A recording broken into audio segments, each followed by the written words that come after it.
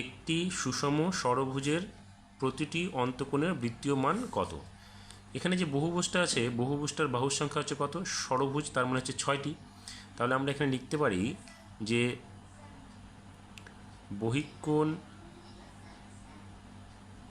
সমান চিহ্ন 360 degree by 6, কারণ আমরা জানি বহিঃকোণের মান হচ্ছে 360 ডিগ্রি বাই বাহুর সংখ্যা।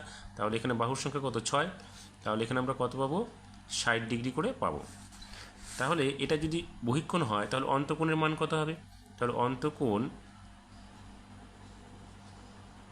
অন্তকোণের মান কী হবে? 180 ডিগ্রি বাই বহিঃকোণ, 180 ডিগ্রি মাইনাস বহিঃকোণ। তাহলে 180 ডিগ্রি মাইনাস বহিঃকোণ মানে হচ্ছে 60 ডিগ্রি, 180 মাইনাস 60, তাহলে এখানে হবে 120 ডিগ্রি। এবার আমাদের কি বলেছে? এখানে বলছে অন্তকোণের বৃত্তীয় মান। তাহলে অন্তকোণের আমরা কি পেলাম? 120 ডিগ্রি।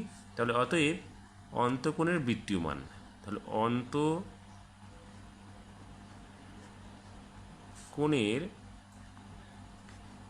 বৃত্তীয় মান কী হবে? 120 বাই 180 পাই হবে।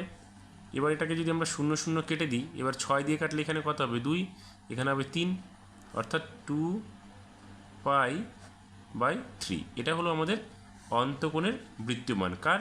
ষড়ভুজের, 2 পাই বাই 3।